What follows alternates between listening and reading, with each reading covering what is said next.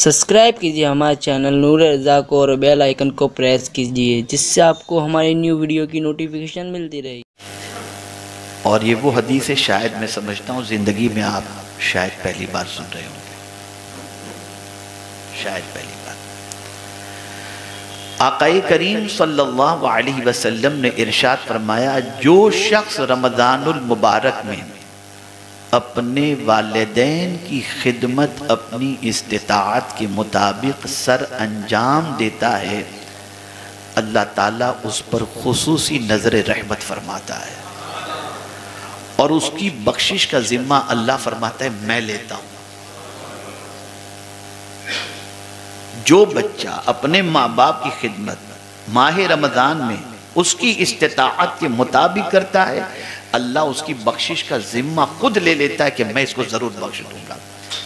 اور جو عورت ماہ رمضان المبارک میں اپنے خاوند کی رضا جوئی میں مصروف رہتی ہے، اللہ تعالیٰ اسے جنت میں حضرت مریم اور حضرت آسیہ رضی اللہ تعالی عنہ کا ساتھ عطا فرمائے گا۔ میرا خیال ہے کہ شاید آپ میں سے کسی نے یہ حدیث سنی ہو۔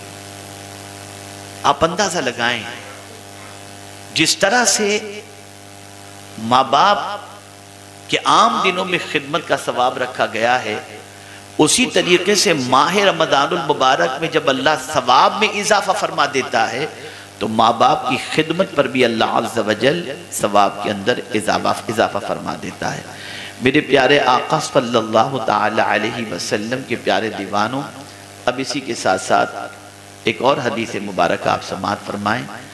حضرت کعب رضی اللہ تعالی عنہ فرماتے ہیں، جو شخص رمضان کے روزے پورے کرے، اب یہاں توجہ چاہوں گا، بہت پرفیکٹ کریکشن کرنے کی ضرورت ہے اور کیئرفلی اس کریکشن کو کرنے کی ضرورت ہے۔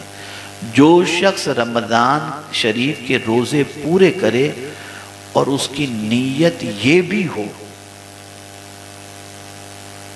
اب نیت کیا رکھنی ہے اس کو ذہن میں رکھیں، اور اس کی نیت یہ بھی ہو کہ رمضان المبارک کے بعد بھی گناہوں سے بچتا رہوں گا بغیر حساب و کتاب و سوال و جواب کے، اللہ اسے جنت میں داخل فرما دے گا۔ یعنی ماہ رمضان کے روزے رکھتے وقت یہ نیت بھی ہو کہ ماہ رمضان کے بعد میں گناہ سے بچتا رہوں گا، تو اس کا ثواب دیکھیے آقا کریم صلی اللہ علیہ وسلم نے کیا فرمایا۔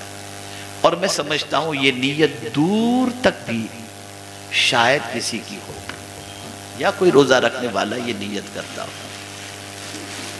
اصل میں روزہ ہے ہی اس لیے تاکہ ہم اللہ عز و جل سے ڈرنے والے بن جائیں اور ہمارے دل میں ایک اللہ کا خوف اس طریقے سے پیدا ہو، جس طریقے سے صبح صادق سے لے کر غروب آفتاب تک ہم کھانے پینے اور عمل زوجیت سے اس لیے بچتے ہیں کہ کوئی دیکھنے والا ہو یا نہ ہو، اللہ دیکھ رہا ہے۔ ماہ رمضان کے بعد بھی ہم کوئی کام کرنے جائیں تو یہ تصور ہمارے ذہن میں ہو کہ اللہ دیکھ رہا ہے، اور وہ صرف ظاہری عمل تھوڑی دیکھتا ہے، وہ صرف ظاہری عمل نہیں دیکھتا، وہ تو یہاں کی پوزیشن بھی دیکھتا ہے۔ یعلم ما توسوس به نفسہ وَنَحْنُ أَقْرَبُ إِلَيْهِ مِنْ حَبْلِ الْوَرِيدِ۔ اللہ فرماتے ہیں تمہاری جان کے اندر جو وسوسے تمہارے دل میں پیدا ہوتے ہیں نا، وہ بھی اللہ سے چھپے ہوئے نہیں۔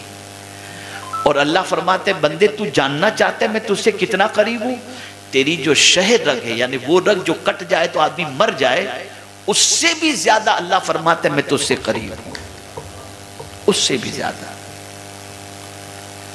آج اگر مسلمان اللہ کی نافرمانی میں اپنی زندگی گزار رہا ہے تو اس کے کئی اسباب میں سے ایک سب سے بڑا سبب یہ بھی ہے کہ بندہ اپنے رب کی قدرت، اس کے علم کے بارے میں نہیں جانتا کہ وہ کتنا علم والا ہے اور کہاں کہاں وہ ہماری زندگی کے ہر عمل کو دیکھتا ہے، کہیں بھی کریں۔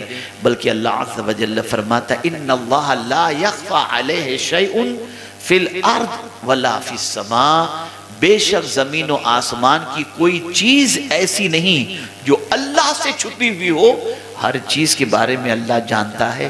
اب اس کو دلیل کے طور پر سمجھاؤں گا تو تھوڑا سا ایمان تازہ ہوگا۔ ایک غار کے اندر چونٹی بھی رہتی ہو تو اللہ وہاں بھی اس کا رزق پہنچاتا ہے، اس لیے کہ جانتا ہے کہ میری مخلوق کہاں موجود ہے۔ سمندر کے اندر رزق پہنچاتا ہے اس لیے کہ وہ جانتا ہے کہ مخلوق میری سمندر کے اندر بھی موجود ہے۔ تو عرض کرنے کا منشا یہ کہ ہم کہیں بھی چھپ کر کے اس سے گناہ نہیں کر سکتے۔ آدمی کہیں بھی ہو اللہ سے چھپ نہیں سکتا، اللہ عز و جل سے اس کے اعمال بھی پوشیدہ نہیں رہتے۔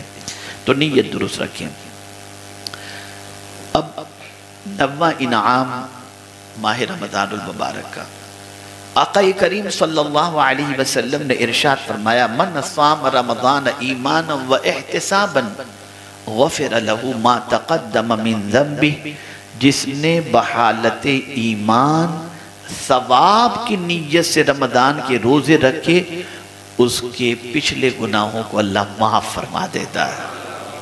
فنش، دفتر سے گناہ نکل گئے۔